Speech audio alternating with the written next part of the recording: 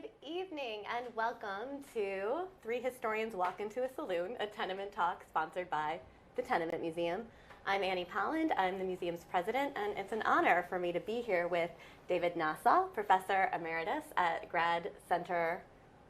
CUNY Grad Center, and the author of The Last Million, among other wonderful books, but this is the book we're going to be talking about tonight.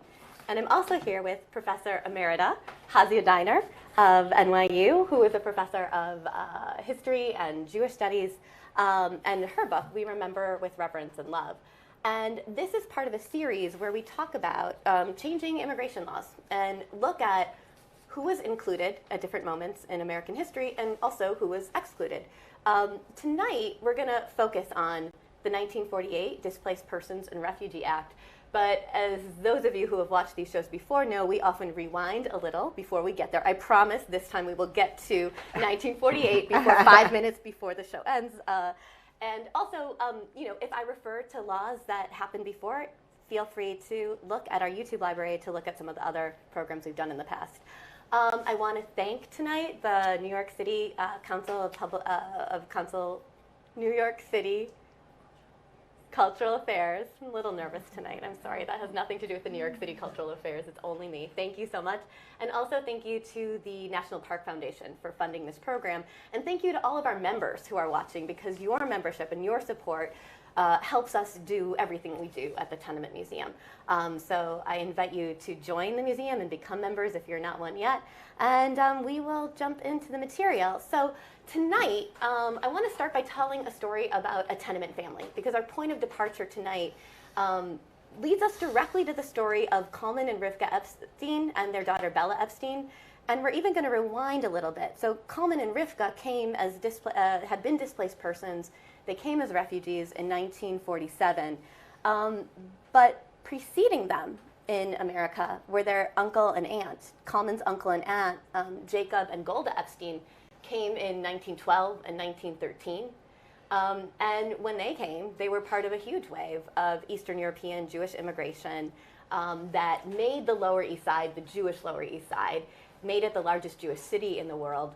And in some of the images you can see show you that this became the most densely populated neighborhood in the country. And so they were part of this wave in which there were thousands of new immigrants arriving on a weekly basis. There were some restrictions in terms of when you got to Ellis Island, you had to meet certain criteria, but only 2% of the people arriving at Ellis Island were ever sent back. So this is really before the age of immigration restrictions for all practical purposes. And so Golda and Jacob Epstein are here. And while many people left the Lower East Side after a year or 2 or 3 or 10 years, they stayed in the neighborhood. One of the reasons why they stayed in the neighborhood was that they ran a clothing store on Orchard Street, at 154 Orchard Street, just down the block. So they're here in 1924 when the doors close. They're here and they're going to see the Lower East Side change from a neighborhood with a large immigrant population to one where the numbers start to go down because people who lived here are leaving and there are no new arrivals, right? This is exactly the moment, not exactly the moment, but a few years later, this tenement will close to residents because there aren't enough people in the neighborhood to justify updates to the building that a law imposed. So they're in a changing Lower East Side, and all along, they've maintained connections to their relatives in Europe. So many of the people who came over had relatives in Eastern Europe, just as Italians who came over had relatives in Italy. And in all of these immigrant groups, there's a strong connection to those they had left behind, and there are even organizations that form to help those send money back and so on. Again, a long chain of different immigrant groups maintaining connections back home. But when World War II started, and even before World War II started, when there are more and more restrictions against Jews and growing anti-Semitism, they start to be concerned about their relatives in Eastern Europe. And of course, they cannot come over because of the quotas that were placed on Eastern European Jews and others. And so they cannot come over. And yet, at the same time, Golda and Jacob are part of the Kelch Mutual Aid Association, Brotherly Aid Association, that gathers in December of 1941 and holds a fundraiser to raise money to send money back to Kelch. And it's this, we see when they're raising this money, they put together an ad book. They put, Joseph and Golda place an ad. And the money that they do to place the ad is supposed to go to help those in Kelch. But yet this group, who has been sending money back for so many decades, realize that they don't know if they can send that money back. They don't know if it's going to go through. It's December of 1941. And there's a quote of a woman, Gussie,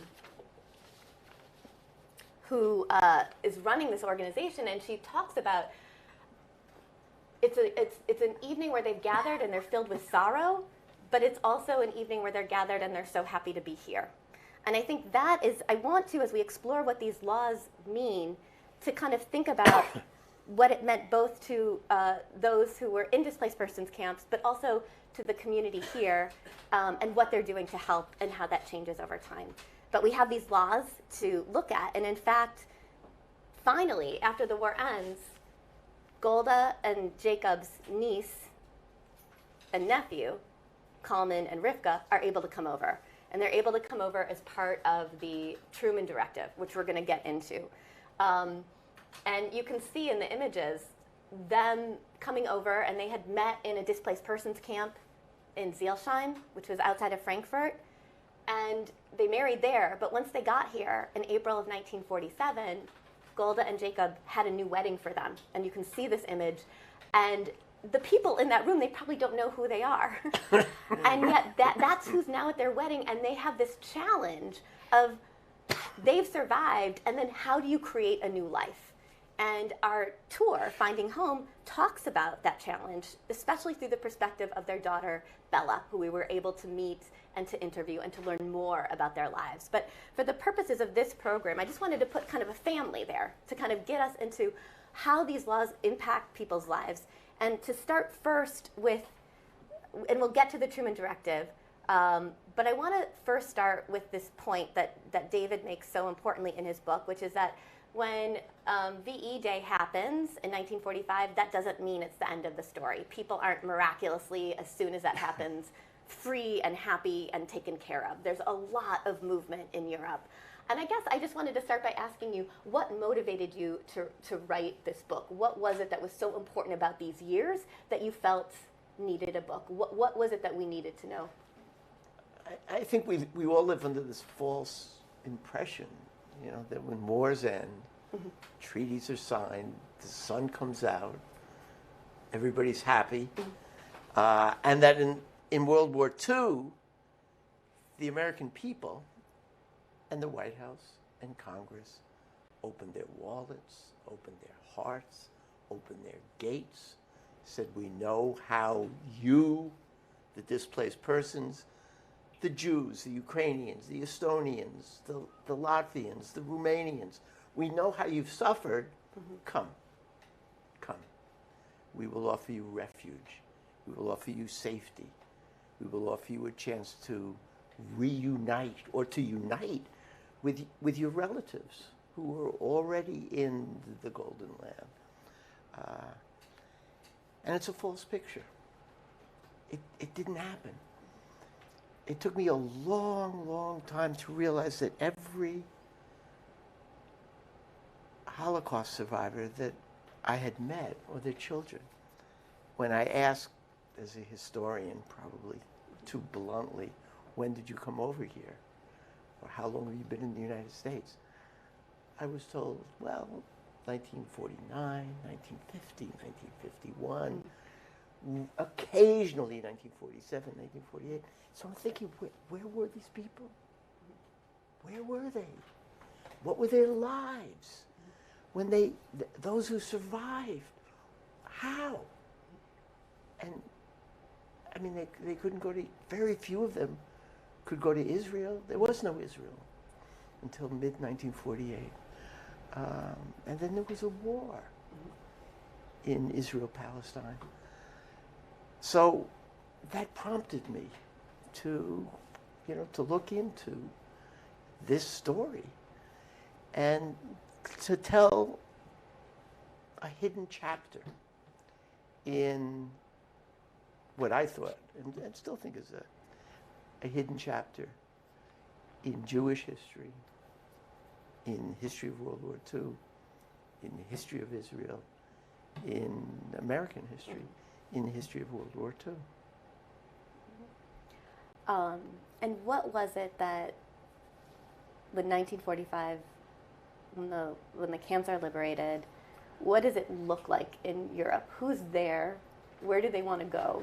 Who are the groups of people that are in this group that are displaced persons? Yeah, there are millions of displaced persons. The German military machine, the Nazis, understood that if they were going to fight a war on two fronts, but especially on the east, somebody was going to have to till the fields and work in the factories and produce the munitions, and to take all the jobs that had been abandoned by the soldiers as they went east.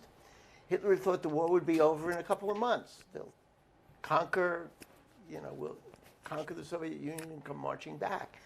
But as it became clear that wasn't the case, the Germans began first inviting Poles and Ukrainians and Eastern Europeans to come to Germany, and we've got a job for you, nice living. When nobody came, they began to kidnap people. And we're talking about millions of Eastern Europeans who were kidnapped as forced workers, slave laborers, and they end up in Germany.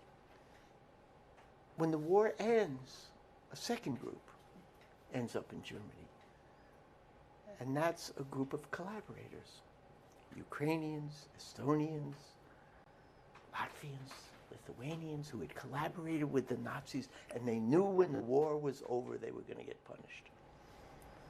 And they believed that the safest place for them was Germany.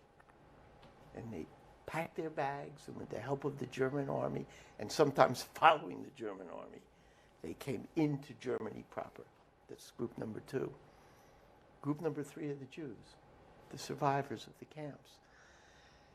The Nazis realize that they have to destroy every shred of evidence of the extermination camps in the East and in a couple in the Baltic states. And those few Jews and others who have survived Auschwitz, who have survived the other camps, are marched into Germany. And the decision is made, why kill them with gas when we can kill them through hard work?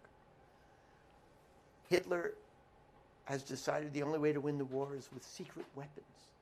But he can't build those weapons above ground because the British and the Americans are bombing above ground. So he digs deep shafts, deep mines, puts the factories underground. And rather than put Germans in there, he takes the Jews and he takes the enemies of Nazis. And they know they're only going to last 6 months or so, but he figures that's enough.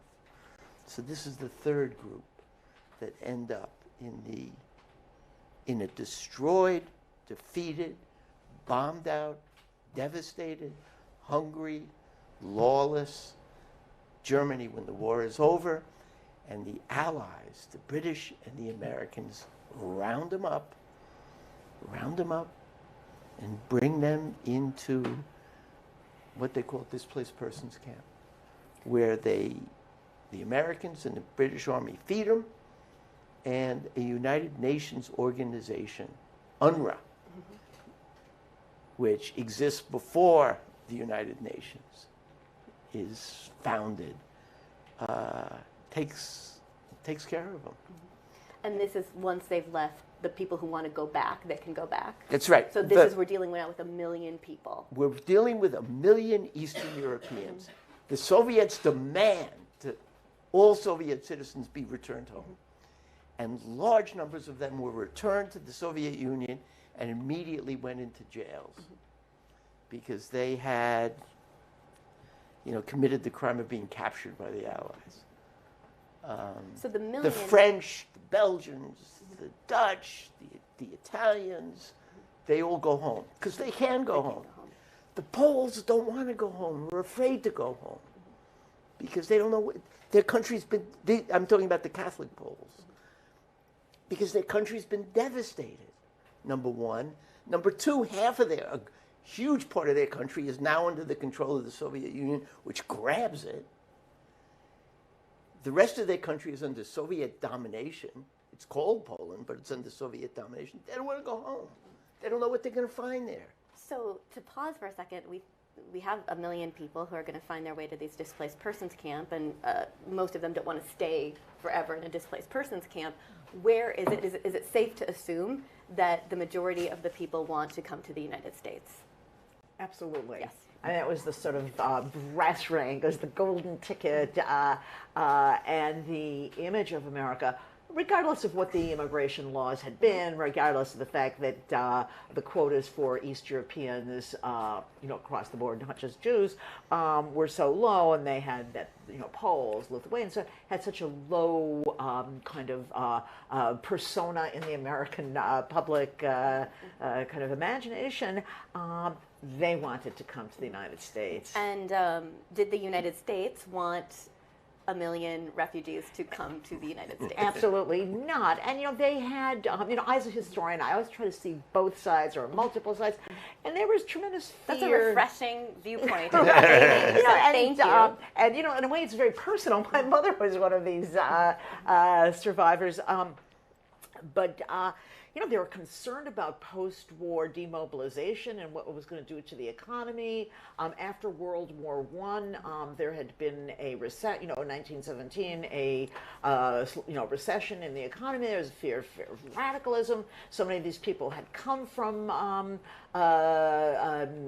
lands that were now under Soviet domination, and Americans still, and obviously until, I don't know what is today, January 25th, 2024, just really have a hard time thinking about immigrants and thinking about, despite all the rhetoric of welcome, and they don't like them, and they see them as competitors for jobs, and they see them as, in a way, challenging the sort of national culture, and so they did not want them. And both of you in your books, and this is something that comes up on our tours, also cite a Gallup poll from December of 1945 that showed that, I believe, 95, when asked about whether the country should let in more immigrants, 95% of those surveyed said no, and 37% said that there should be fewer than the current quotas allowed.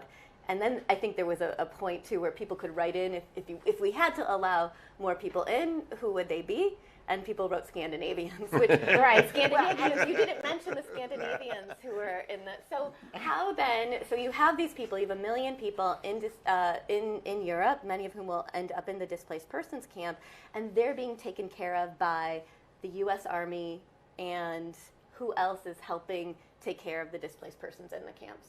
Well, the Joint Distribution Committee, HIAS, synagogues, Jewish organizations, community groups help the Jews. The Catholic Church and dioceses all over the country help the Catholics. And Lutheran aid societies help the Lutherans. And Ukrainians in the United States help the Ukrainians. So there is a flow of money. It's not enough. I mean, these people are still behind barbed wire sometimes. Although one could say that nothing would be enough, and that the need was so kind of like bottomless. Yeah. And I mean, these are people whose health, both physical and mental, so many of them were children, were young people. They had no families. It is inconceivable to imagine that there could have ever been a point where somebody would say, well, they are really well off now. They could say they've gotten better, but the needs were just so tremendous. And thinking one point about, I know Zilsheim and others, is that where Kalman and Rivka had both lost their first families. Kalman had lost his wife and child. Rivka had lost her husband. So they met and at Zilsheim and they married. And they were not the only couple to get married there. There was a tremendous move to kind of marry, and also children were born. And wasn't the displaced persons camps had the highest birth rate in the world? Yeah, absolutely. Which I take as a kind of sign. People really wanted to get on with it, and that they never forgot the families they had lost. But like life has to go on, and you had to create a new family. Yeah, and that's a kind of grounding in the present and in the future. And what was the culture like in the displaced persons camp? So, thinking about the tremendous need, hunger, some of this is being alleviated by gifts sent over, but what's happening in these displaced persons camps over the years? There's an attempt to recreate the community that one was born in, to recreate the culture. The Lithuanians. And there's a picture in your book, I think we have it tonight, of a Lithuanian dancing? Yeah, it's a folk dance. And the Lithuanians and the Latvians, they created song societies and dance societies and libraries. And the Jews went overboard. Yeah. The Jews had, there were more newspapers in the Jewish camps that were published in the Jewish camps. There were drama societies, theater groups, orchestras. There were also schools for the kids. Yeah, and there were also boxing. Sports. Each camp, each displaced persons camp with Jews had boxing competitions, and then they had boxing competitions between the different camps. Yeah, there's a really wonderful book by a historian at Brandeis named Laura Yokush, and they begin the first projects to document the Holocaust at the time in the camps. They're maybe a half year out of this, and rather than saying we have to write down, we have to advertise in the camps, to get people to come in and tell their stories. And that's, again, to me, it's a really remarkable small piece of evidence about, again, resilience and the importance of story. Yeah, and they don't want this forgotten. They want the world to know, and eventually this becomes very important when 10 years later. 8 years later, the restitution policy comes in, and there's one person who he's actually in New York, and he has he rents a room in a hotel. His last name was Stonehill, and he rents a room in a hotel in Manhattan, and he puts ads in the Yiddish papers for people to come and record the songs they had sung in the camps, among the partisans. To me, again, it is a kind of evidence of the ability of human beings to rebuild themselves. And to regenerate, Well, the Jews in particular, the other groups expected that at one point the Lithuanians and the Latvians and the Poles thought someday we will go back to an independent Latvia. It would take until 1989 for that to happen. But lots of them did go back in old age. The Jews knew that that was not going to happen. And the Jews knew that they did not have the luxury of mourning. They had to recreate, they had to prove Hitler wrong. And how do you do that? You form new families. You have children. You keep Yiddish alive. You create kibbutzim associated inside the camps. You prepare to go to Palestine. You prepare to go to New York. There's this extraordinary moment when Leonard Bernstein I think he's with the Munich, visiting the Munich Philharmonic, and he grabs a bunch of musicians and he goes to 2 or 3 camps to play concerts. And he has an orchestra that has displaced persons who have kept their instruments or found new instruments, and they join this orchestra to keep alive the music of Mahler, but others as well. Oh, it's pretty interesting. Actually, that was Mahler. Yeah. So all of this is happening, and in Kuhlman and Rifgar and Zilsheim, they're amidst this culture. They're able to come in 1947 as part of this Truman Directive. So although the U.S. and Congress do not want to pass any laws changing the quota laws, Harry Truman in December of 1945 issues a directive that enables within the quota system to prioritize people from the displaced persons camps. Now, I know we at the Tenement Museum have hailed this as a positive moment. And the reason why we've hailed it as positive is because it's how the people whose stories we tell got here. In essence, Kuhlman and Rivka would not have been here at this time. And so we still celebrate it. And when we looked at the language of the law, we focused on, oh, look at this beautiful language. We are creating this to alleviate human suffering. But what you showed us, David, is that when you look at some of the language and the details of the law, it's not necessarily, there are problems in this. Now, again, I want to kind of understand that Truman didn't have a lot of options, but tell us about the Truman Directive. Okay, First, what it is, yeah. And then what the problems with it. I don't want to And then we'll go back. I don't want to dump too much on Truman, because Truman was instrumental in the foundation of Israel for a bunch of reasons. Not only because he loved Jews, and not because his good friend Eddie Jacobson said you got to be nice to my fellow co-religionists. But Truman could have done more. Truman believed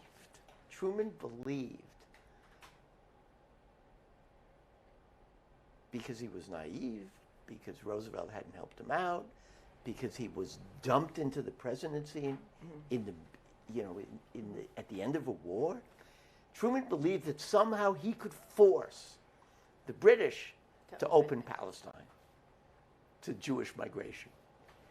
And not just any. Didn't he demand 100,000? He did, yeah. He said 100,000 and to rewind certificates. Let him in. And he believed that he could do this. Why? Because the British were decimated. The British could not survive without a loan from the Americans. So Truman had the leverage. He could have done something, I think.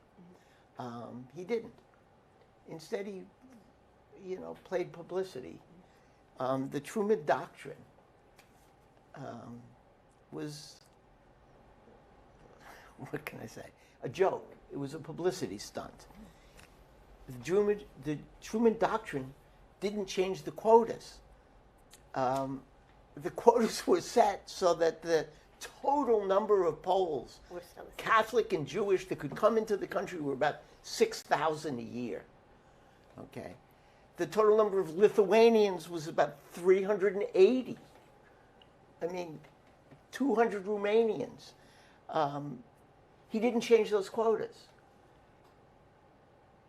What happens because of the Truman Directive is there are 1 million displaced persons. 22,951 of them are admitted to the United States. There are 250,000 Jews.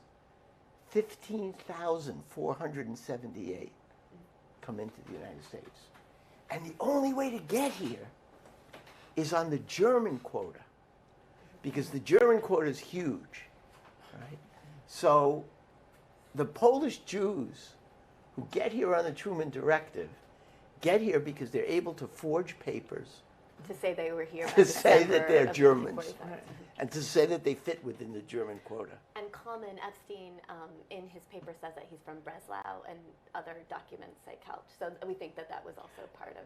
even though interestingly Breslau was one of those Breslau, places yeah. that's That gone were back kind of and the forth, Yeah, it goes back and and it's forth. now in Poland. Yeah. So it had been Polish, and I mean, although obviously the statistics are really glaring, many of these places, the borders had changed so many times, and who's coming as what. Well, and as all this legislation and things change, people are going to rush around to like Right. fit the arbitrary. How you're designated is somewhat arbitrary Right. because it's changed so much, and so there was less of a, if you want to survive, and someone's going to forge papers saying that you got here at this time as opposed to that time. That makes sense. It makes that would be a perfect survival. sense. It makes perfect sense. And we know why the history of immigration, even once the U.S. Immigration Service and becomes kind of bureaucratized and now it's on, people lied all the time. That's right. They're That's right. constantly lying about their age, about again where they were from. Yeah. They made themselves older, they made themselves younger, they gave themselves occupations. Right. A word to the wise for those of you who are doing genealogy at home: always get different documents to Yeah, verify what you find, because and so in a way it was a time-honored tradition of, okay, I want to get in, and so I'm going to say I'm 16, okay, you might be 22, whatever it is, and these were often papers to get you out, lies to get you out of the place, or lies to get in. So to go to the Truman Directive, I wonder, Hasia, like your thoughts on it. So are you are you quite as extreme as No. But again, remember, I like to see it from multiple fair. perspectives. I think, his hands are tied, and he was really naive, and I think the amount of wiggle room he had was pretty minimal. He wasn't in a position to change the quotas. That was congressional legislation. Right. He couldn't change it. He couldn't change Absolutely. them. And you have already told us what those opinion polls said. So to go to the American people and say, by the way, even though 95% of you do not want any immigrants, I'm going to, and I was thinking about it as David was talking, as I read the amazing book, is that, we look at other pieces of, really important sort of presidential action or legislation that, we really valorize, and they were never enough. So like the Emancipation Proclamation, it's a flawed piece of presidential action. Could have been much more, but it was, it was what was on the table. And so I tend to be, a little your bit glass more, is half full? Yes, not necessarily in personal life. I'm emptying my I glass. think, my argument with Truman on this is not one of the reasons in December of 45 he signed the Truman Directive was that Elections? it wasn't elections. Elections were over. You didn't have to worry about that. 46 was still a distance away. Today, the election cycle, you can't escape it. One election is over and the next one begins. But he didn't have to worry about that. What he had to worry about was that he had just given in to Bevan, the foreign minister, who was an outright anti-Semite In Britain. in Britain, and Clement Attlee, who was a passive anti-Semite. And he had demanded that the British open up the Palestine Mandate to 100,000 Jews. Clement Attlee said, well, why don't we have a commission? Let's study it. And the Rabbi Weiss and influential Jews said, well, what? You want to study this? So he's in response, right? He gave them something. Now, you're absolutely right. Hasia's absolutely right. Something is better than nothing. And 15,478 Jews came to the United States, and that's 15,478 more than would have come without the Truman Directive. And then they had children. So like Bella Epstein, who Yeah, right. tells us the story, Right. is here. We can all agree that Bella, Coleman, Rivka, Jacob, Golda would have been happy that Right, that and this they happened. also become citizens, and they can use their citizenship and their voting in future political actions to try to influence the government to... Well, Hasia's glass is half full. Mine is a third full, and it's a third full I because think mine is a 10. because of the 15,000 who came and the 200,000 who were left We're not behind. able to. Right. So to then shift a little bit and think about the American Jewish community that Coleman and Rivka are entering, what is the response of the American Jewish community, which is really the heart of, the core of your book, the response of the American Jewish community to the displaced persons and then to those who are able to come here. So maybe both, what are they doing? We've talked a little bit about what they did to help people in the displaced persons camps, but what are, just like, someone in Milwaukee, someone in Cleveland, not necessarily a member of an organization, but what's the individual, what are synagogues, what are JCC's response to and sense of responsibility for these refugees? Yeah, and so, look, on the one hand, there is a historical narrative, which I'm a little suspicious of, and I was so suspicious when I wrote this book, that, they didn't really want to have anything to do with it. It was just not important. And secondly, that, when the survivors arrived, they were told, do not talk about what happened to you. Okay, just... Go forward. Go for it, yeah. And I think neither was true. No. And while the way in which communities responded to the arrival of, first the small number and then the larger number of displaced persons was varied, they were all involved in one way or another in the process of memorialization.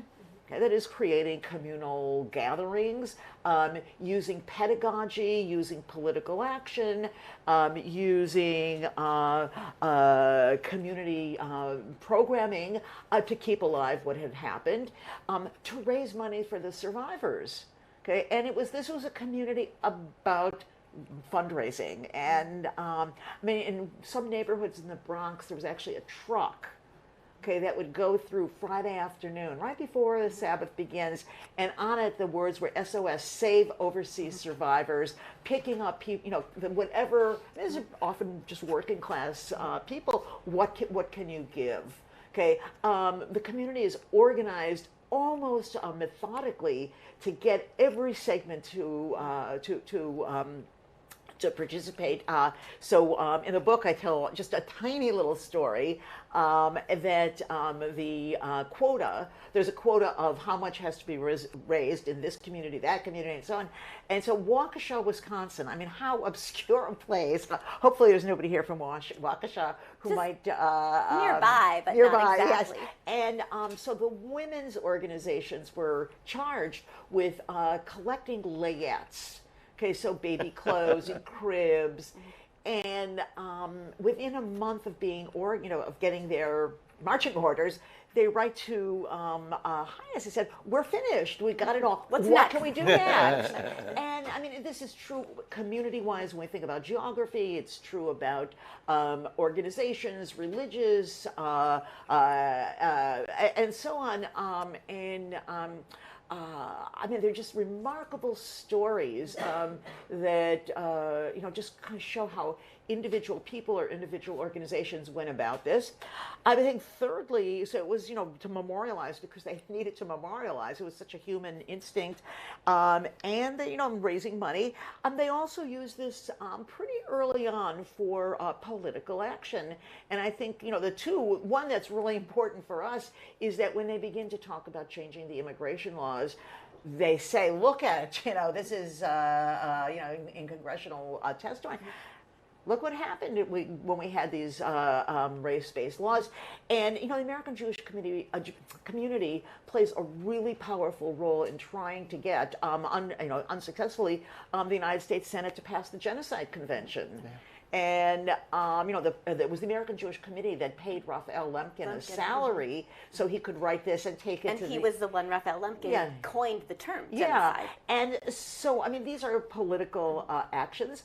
And I also think that they use the Holocaust, this imagery of all those who had died, and then those who had made it to the United States as the way to regenerate communities. And to rebuild American Jewish life with the argument that the sort of well springs of Jewish culture were gone. There's no more Warsaw, there's no more Vilna, there's no more. And now we have to do it, this. and we are kind of pathetically weak, and we have to educate ourselves to pick up the mantle that has so brutally been taken from us. And so in each case, the presence of survivors was a very important way to drive home this message. And so one of the things I talk about in there, and the personal part is not particularly important, every community had a Warsaw Ghetto Memorial Program. Starting in the late 40s. Late 40s, 46. And big communities, Chicago and New York, had multiple ones. They were often at odds with each other. We got Eleanor Roosevelt, no, we got and the communists had the Jewish, and they always had survivors come up and tell their stories. And it was like they followed a script. There were usually 6 women survivors who came up and lit a candle each, so to represent the 6 million. So these are not silent people. And I might add also that the Jewish press in both Yiddish and English highlights the survivors. And they want to tell a really happy story. Okay, so-and-so suffered this, that, and the, terrible things. And now they're in Chicago, and the picture in the Chicago Sentinel is of this couple and their little boy, now American born, sitting in front of a bowl of fruit.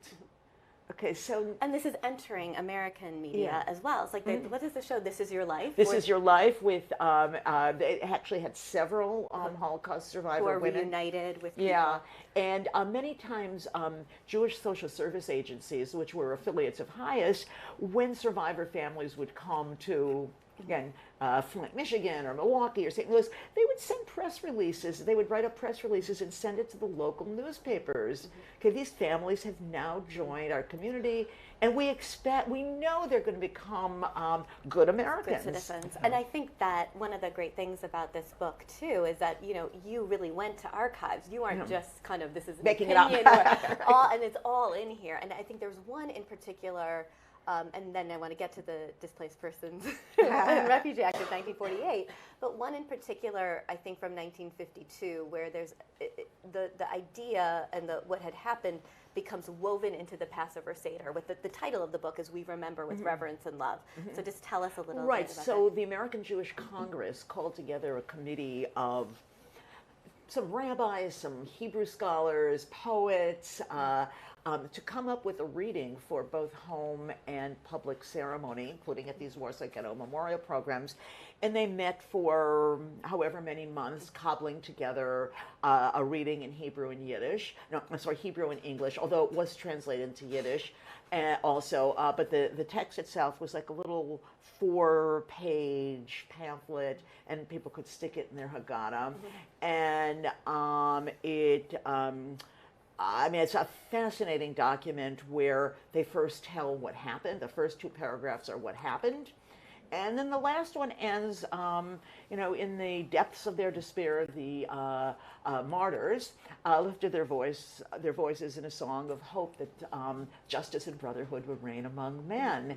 Now, the Hebrew is a little different, but it was trying to connect with American liberalism, American ideas about brotherhood. Brotherhood will reign among men, but so profoundly Jewish. We remember with reverence and love our brothers of the European exile. So it's combining the American and the Jewish story together. The humanitarian, the human, and the Jewish. So then to kind of switch back and then think about one of the things that not just maybe individuals but organizations are doing, and they're partnering with Catholic charities and Lutheran charities and all to create legislation that would help those who are still in the displaced persons camps. So tell us about the kind of the work to create the Displaced Persons Refugee Law of 1948. Yeah. What's in the background? What's the opposition to it, and what happened?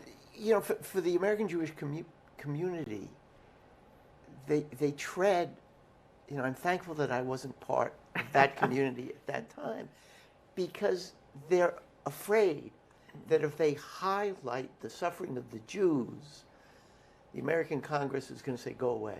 Well, and there's But- reason for that, right? and there's perfect reason for that. Because in Congress there Yeah. was this idea that because 2/3 of the Truman Directive went to Jews, that was this using, don't pass any more refugee legislation because it's just going to be bringing And what the Jews do, the Jewish communities, the American Jewish Committee in particular, say over and over again, is 3/4 of the displaced persons are not Jewish, you know, and they get together with the Catholic organizations. The debates with especially in New York with the Archdiocese are just incredible. They get together with the Lutherans. They come up with this pressure, this lobbying to get a Displaced Persons Act. And then the bottom falls out. It's a very sad story. In 1948, a Displaced Persons Act is passed. It takes 3 years after the war, and it's passed by this coalition. But what this coalition doesn't reckon with is the hold of Southern congressmen, Southern Democrats, and Midwestern Republicans whose communities have never seen a Jew and don't want to see a Jew. And the bill that's passed is set up to keep out. The Jews think if 1/4 of the displaced persons who come to this country are going to be Jewish, but the bill that comes out of Congress reserves 30% of all the visas for displaced persons for foreigners. 6% of the Jews are foreigners. It reserves 40% of the visas for displaced persons whose homelands have been annexed by the Soviet Union. that's Latvia. Ukraine, Latvia. 3% of the Jews are alive from these areas. And then the bill says that no one who enters a displaced persons camp after December 1945 is eligible and that's the to come to majority this of country. the Jews. And the that come. majority of the Jews who end up in the displaced persons camps are not there in December 1945. Why? Because those who end the war in Germany go back to Poland, go back to Latvia, to look for friends, to look for family, to see if anybody's alive. And they don't get back into the camps until 1946. Plus, more than 1/2 of the Polish Jews who survive because they go into the Soviet Union. And they don't come back from the Soviet Union. later. Stalin figures, I've had enough of the Jews. Puts them on a We're train, sending send them them the back. other way. We're putting them on. Send them back to Poland. The anti-Semitism in Poland in 1946 in Kilch. Yeah, it's is amazing that such- you have this. Yeah. Yeah. So in It's July 4th frightening. of 1946, there was a pogrom in Kilch that killed, I think, 40, 50, 70, a good number of people, but the violence of it was such that basically any Jew in Poland who was still there decides to leave. Most of 75,000 leave right after that. I think we don't know precisely, but I think it's closer to 100,000, 150,000. So the message So over and over 90%, again, when Congress passes this bill, 90% of the Jewish displaced persons are not eligible for visas. That's the bad news, and it's horrible news. And what it means is that a lot of the displaced persons, the only place on earth they can go is Israel, which is good for Israel and good for the Jewish state. But they don't want to go to Israel, large numbers of them. They've been through one war. They don't want to enter another war. But they have no choice. In 1950, Congress passes a second Displaced Persons Act, which eliminates those. But by that time, a lot People of the have displaced left. persons have left. But so In the end, of the 250,000 to 250,000 displaced persons, under 60,000 come to the United States. Between 130 and 150,000 go to Israel. A lot of them later That comes to the United into States. Yeah, they later Right. come back from Israel. So of those 400,000 quotas, though, were above the quotas. I mean, the 400,000 that were let in through the Displaced Persons and Refugee Act was above and beyond the quota system. Yeah, it's an emergency. So, It's an emergency act, and it is not within the quotas. You know, I think it's also just to note how long after that the quota system persists. That's right. I mean, you know, That's this is not a learning lesson.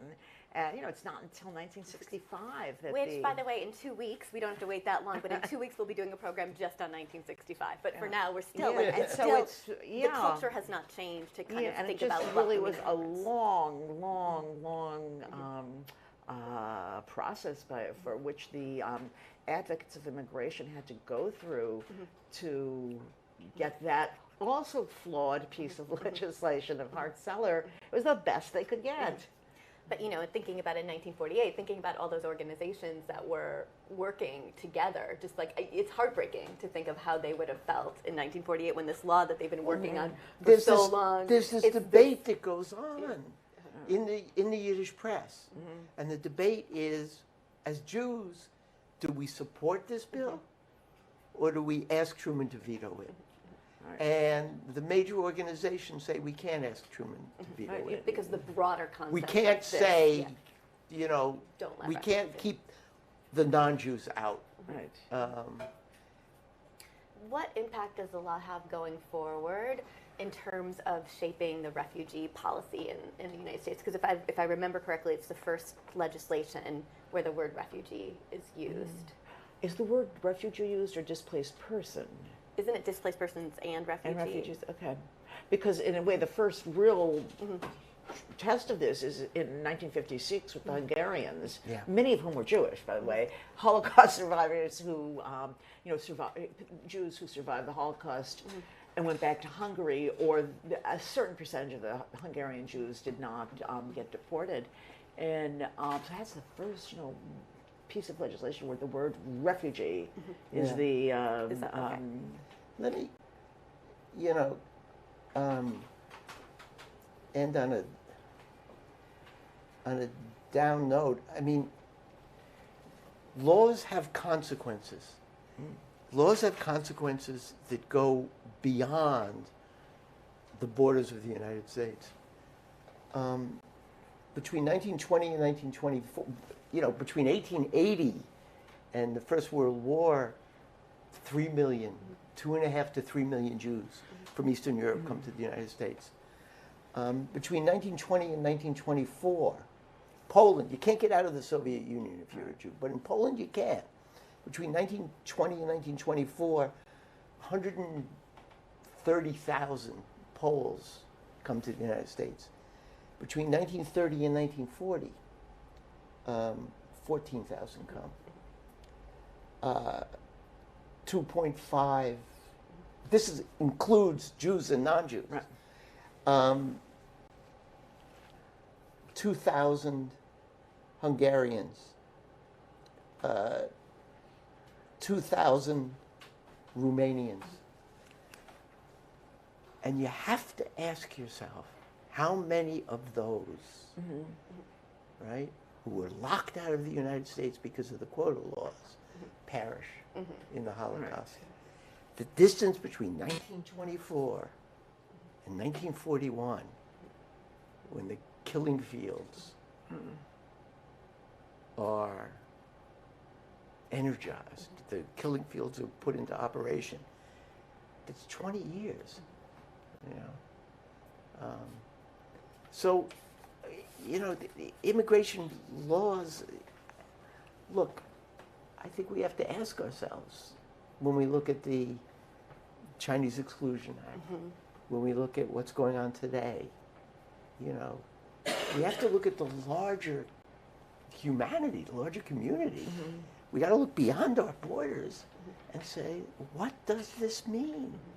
And what's a way to have a policy that is humanitarian? And what does that mean? Yeah. And as we enter an election year, I have a feeling that these conversations will come up in thinking about what it means to be American and what should that look like. And we've it's been many, many years since immigration policy has been rethought or thought of. Congress still resists so many years dealing with this issue. Yeah, I mean, what I fear is there won't be any conversations. That's right. But there No, will you're be right. shouting, and that the And all of this shows us that this is complex stuff. yeah, The the laws rhetoric are will be complex. so ugly, The and negotiations to create change are complex.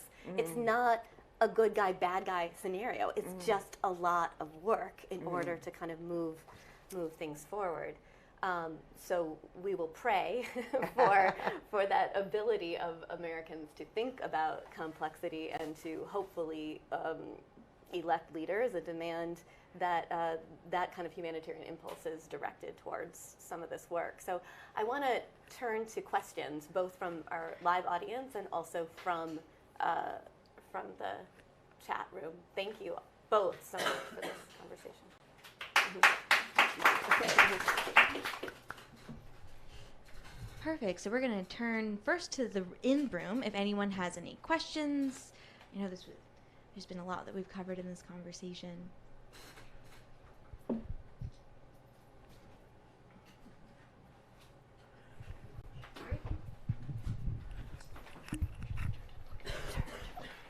Do the trials at Nuremberg change perception pro or against allowing displaced persons in? What a great question. yeah, Not enough. right. Not sufficiently. Coverage of the trials at Nuremberg in the American press is not what we think it should have been or would have been. Right.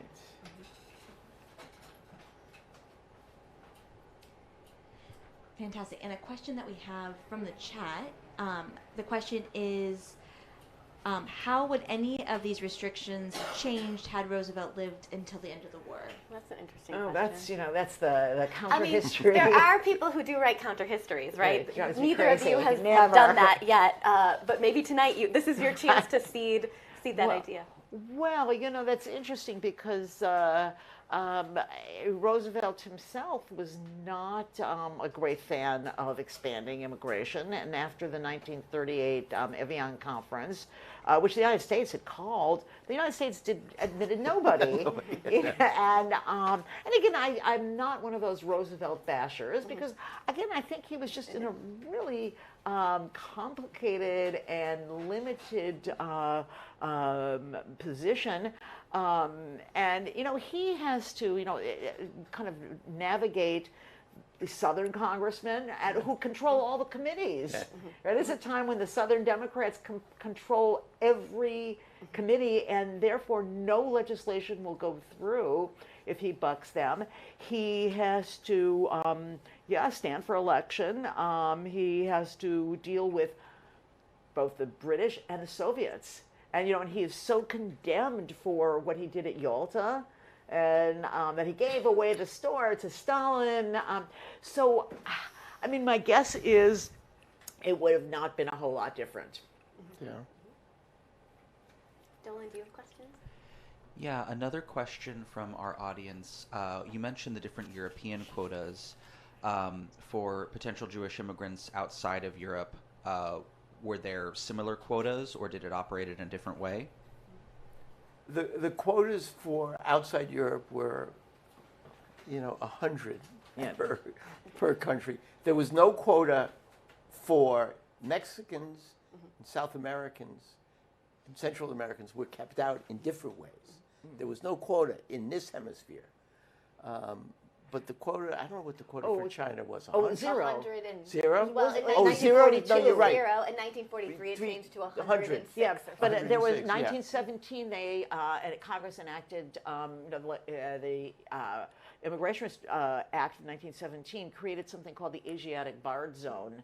So zero. Zero, yeah. And then it was during the war when China was an ally of the United States. So I mean, one of the really interesting stories is that many is way too big, but some Polish Jews and German make their way to Mexico and to Cuba.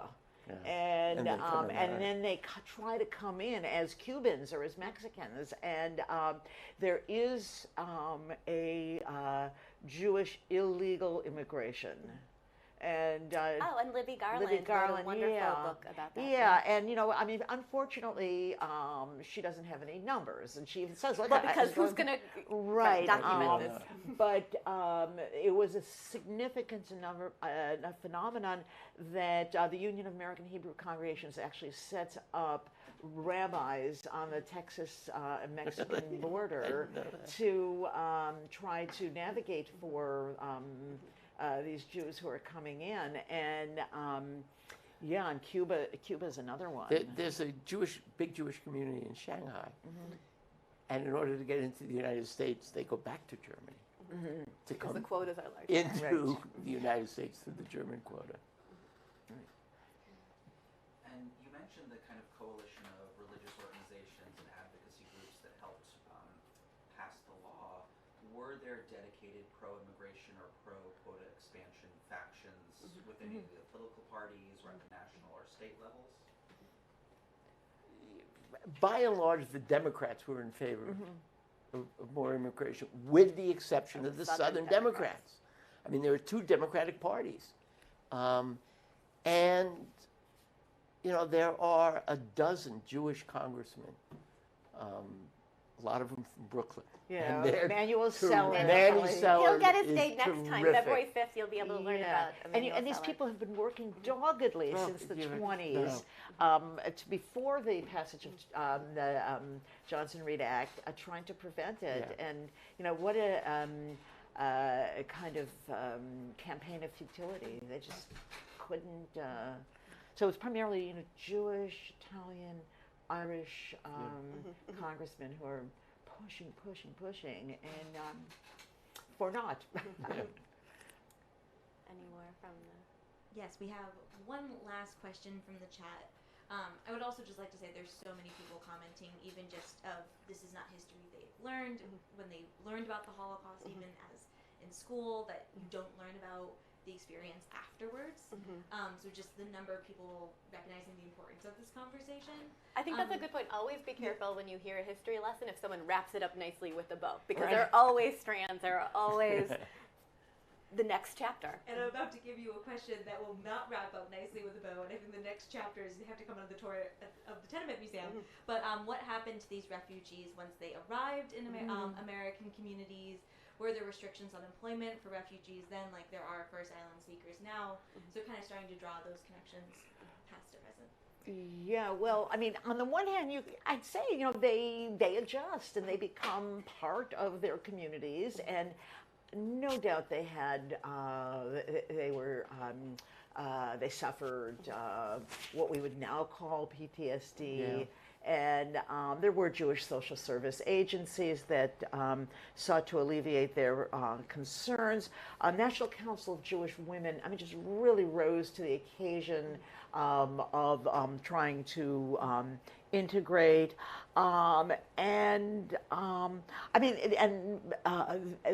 They, mostly they do well, and they don't become fat. Some of them do actually very well, but mostly they enter into a kind of lower middle class, and their children are utterly American. Yeah.